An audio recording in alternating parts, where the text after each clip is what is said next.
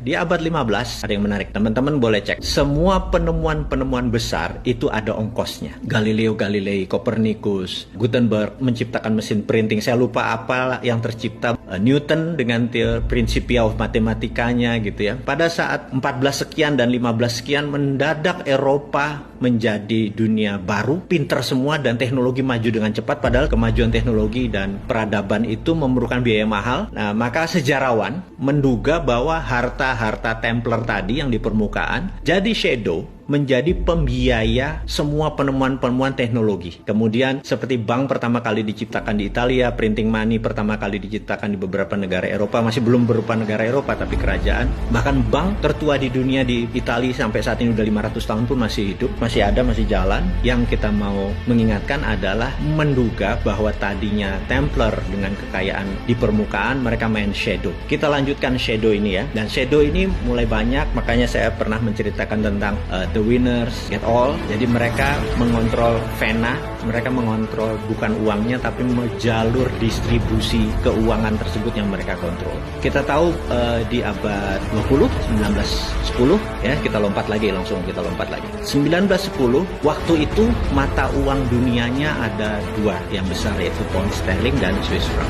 Harus diingat, dan talipan nomor satu tetap pound sterling. Pound sterling menguasai 80% transaksi di dunia. Di awal-awal abad 20, tentunya abad 19 dia lebih berkuasa. Jadi teman-teman harus mengingat bukan dolar atau belum dolar. Di 1910 ada sebuah rapat yang sangat fenomenal. Jadi kalau di 1989 kita lompat sebentar ke Tiongkok, China. Di situ ada The Secret Meeting That Changed China tahun 89. Nah, tahun 1910 ini ada The Secret Meeting That Changed Dollar, ya dolar gitu ya.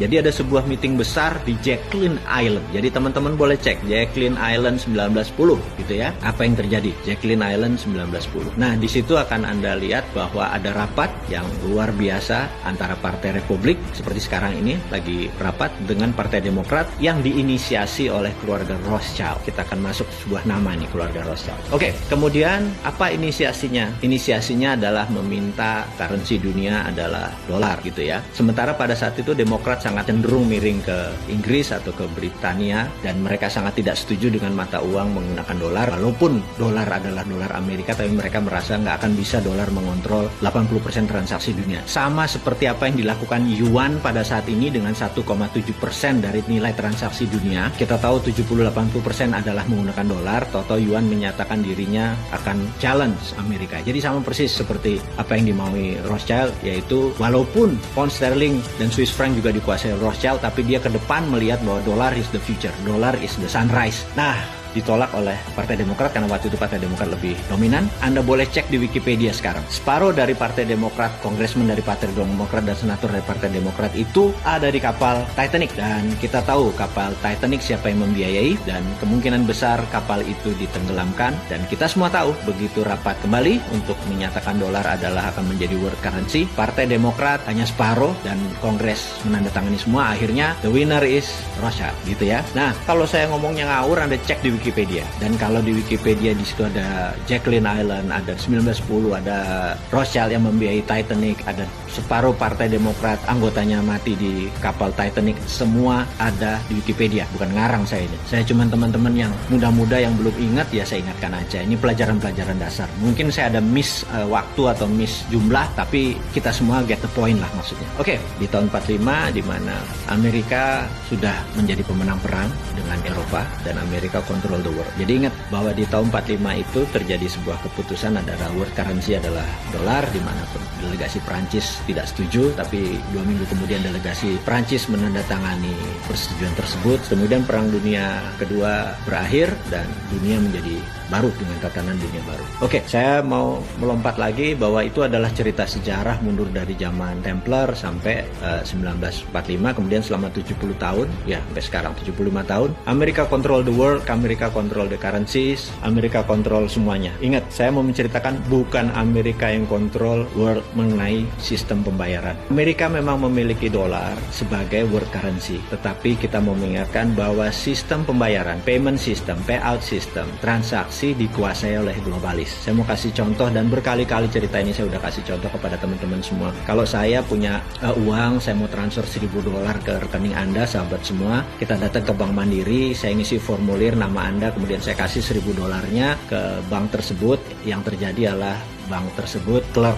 reconcile namanya, kasir tersebut akan memberikan notifikasi ke New York. Kemudian New York akan memberikan notifikasi ke kota kecil namanya Basel di Switzerland. Nah, Basel menyatakan good atau notifikasinya oke. Kemudian New York mendapatkan go ahead sign. Kemudian New York memberikan Bank Mandiri bilang oke. Pada saat itu masuklah $1.000 tadi, dipotong fee. Fee Mandiri dapat, fee New York dapat, dan Basel dapat. Jadi saya mengingatkan bahwa Basel dimiliki oleh sebuah keluarga. Dan selama kita menggunakan dolar sebagai currency, sistem menggunakan sistem dia dapat benefit. Jadi itulah disebut the winner take all, dan mereka sudah menguasai ini selama ratusan tahun. Jadi ke depan bagaimana? Nah, ini yang saya mau menceritakan, apa visi 2030 ke depan disandingkan dengan teori konspirasi. Mudah-mudahan teman-teman jadi mendapatkan visi besarnya dulu. Sekali lagi, Anda boleh bilang ini halunya Bosman, Anda boleh ini bilang pendukung teori konspirasi, tapi saya cukup konsisten dengan 450 video yang kita buat, cukup konsisten. Jadi kalau ada orang nanya, gila ya, dia ngayal tiap hari selama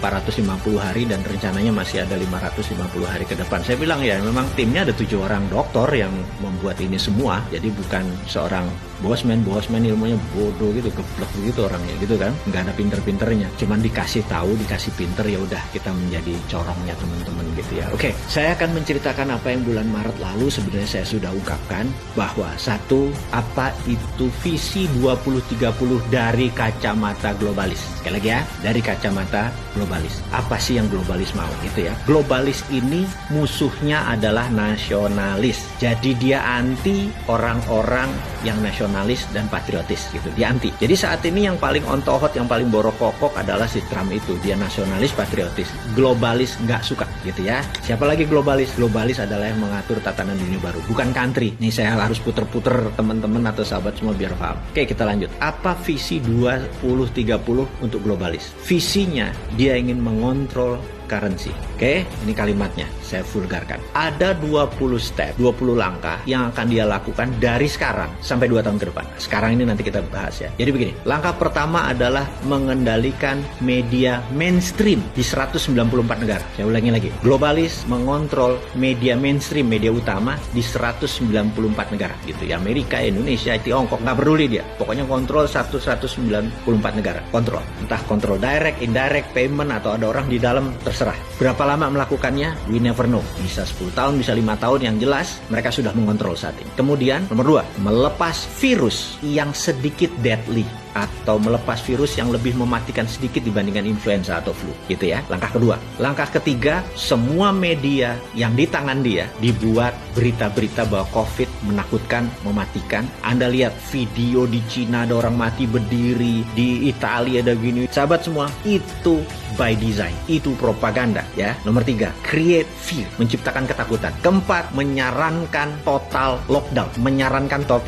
Nah, tujuannya apa? Tujuannya dia ingin memukul ekonomi hingga separuh dari transaksi di dunia saat itu gitu ya. Kemudian dia ingin 50% populasi dari tenaga kerja menjadi unemployed, tidak bekerja. Oke? Dan ini dipukul bergantian dengan total lockdown di beberapa negara gitu ya. Nomor 5, dia menyebarkan PCR yang sangat sensitif. Ini harus diingat lagi nih ya. Menyebarkan PCR yang sangat sensitif. Dengan kesensitifan yang sangat sensitif tersebut sehingga di mana-mana COVID ini menyebar seakan-akan sangat cepat gitu ya. Oke, saya lanjutkan lagi. Dan ini terus dipukul sampai November kemarin karena tujuannya adalah political tool untuk memukul Trump. Jadi Trump menang atau Trump kalah, tugas COVID dalam political tool sudah selesai. Tapi tugas COVID sebagai pandemic, sebagai economic tool, sebagai biological tool, pandemic tool masih belum selesai. Sekali lagi, political tool sudah selesai. Karena political tool sudah selesai, maka tugas COVID sudah berbeda nih ya, sekali lagi. Dan ini yang harus diingat. Maka setelah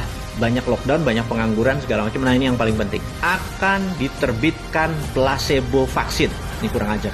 Placebo vaksin ini tingkat penyembuhannya mungkin hanya setengah orang yang punya antibodi. Jadi gini, orang yang kena COVID, katakanlah dia OTG tanpa gejala, kemudian dia sembuh, tubuhnya sudah ada antibodi. Tapi mereka yang kena lebih parah, misalnya sampai dirawat, sampai perlu plasma atau sampai memerlukan itu, sembuh, maka antibodi dia lebih tinggi daripada yang OTG tadi. Vaksin yang nanti yang kita sebut placebo vaksin ini bahkan tidak sampai setengah dari orang yang punya antibodi itu. Jadi rendah sekali gitu ya, rendah sekali. Kita sampai tahap ini nih yang saya mau bicarakan. Lalu nanti, sekali lagi, ini belum terjadi. Ada 20, ini nomor 8. Saya ada beberapa yang saya skip sengaja ya, biar teman-teman terus intens dengan saya, intens dengan teman-teman di sosial media. Jadi ini nomor 8. Nomor 9, nomor 8 itu apa tadi? Diterbitkan vaksin placebo. Ingat kenapa vaksin placebo? 40 tahun AIDS itu beredar di dunia, belum ada vaksinnya. Sekarang kita mau nanya, kenapa nih 1 tahun mendadak ada vaksinnya gitu ya? Oke, kita sekedar skip, hanya pertanyaan kritis aja. Nanti setelah ini, setelah vaksin placebo ini diterbitkan, ini sekali lagi saya baca dari data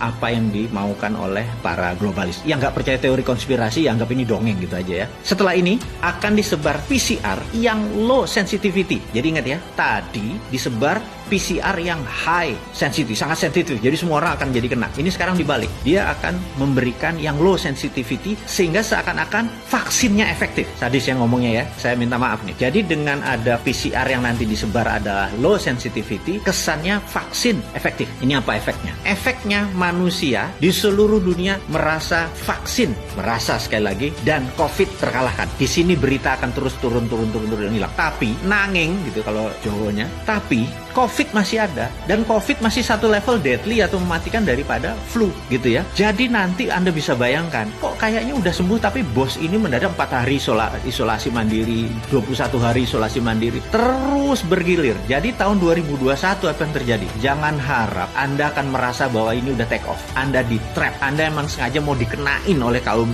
globalis itu supaya terpapar lebih dari 60% penduduk dunia. Itu targetnya. Dengan terpapar itu dengan tingkat kematian 3-4%, hilang berapa puluh ribu atau ratus ribu manusia. Itu tujuan mereka gitu ya. Dan sekali lagi, teori konspirasi Anda boleh nggak percaya. Wes sakarepmu, bosman kok gitu, nggak sakit hati kita. Lanjut ya. Nah, setelah tadi PCR tadi low sensitivity, orang lupa, orang keluar lagi, tapi waduh, yang sakit, yang terpapar, yang kesana kemari makin lebih cepat. Itu maunya mereka, dan ekonomi makin berantakan karena kita makin kikuk. Kok ini lockdown apa enggak, PSBB apa enggak, makin kusut. Dunia ke depan itu makin kusut gitu. Nah, lalu siap apa yang mereka luncurkan? Mereka akan meluncurkan digital currency, ini yang sebenarnya mereka mau gitu.